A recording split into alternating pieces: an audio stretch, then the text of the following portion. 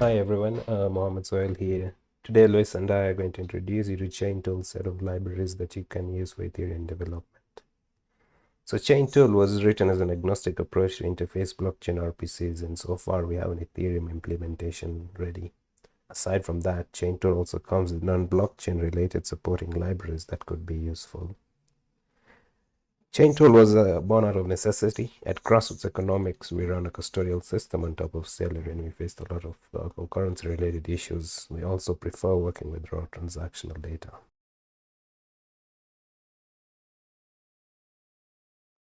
So in this demo, we'll airdrop some gas. It will take a CSV as an input. We can see the recipient address and amount in V.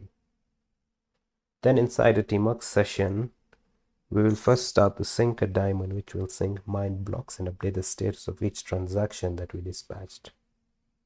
In the second window, we will start the queue daemon, which receives signed transactions ready to be dispatched. Finally, in the third window, we create the transactions from the CSV input. The moment that is run, the transactions are dispatched. And immediately we can see some activity on both daemons, which indicate that the transactions were successfully dispatched and mined.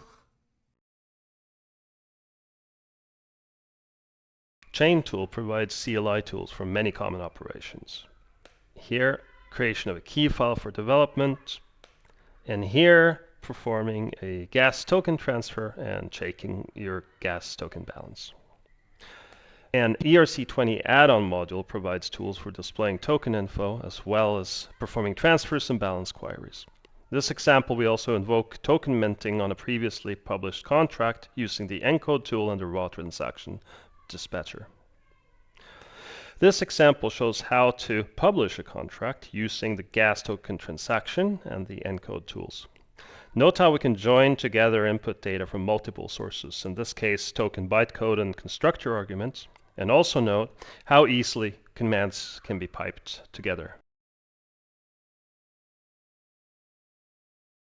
The ETH Monitor Sync tool allows for arbitrary processing of mined transactions, both in block ranges and live.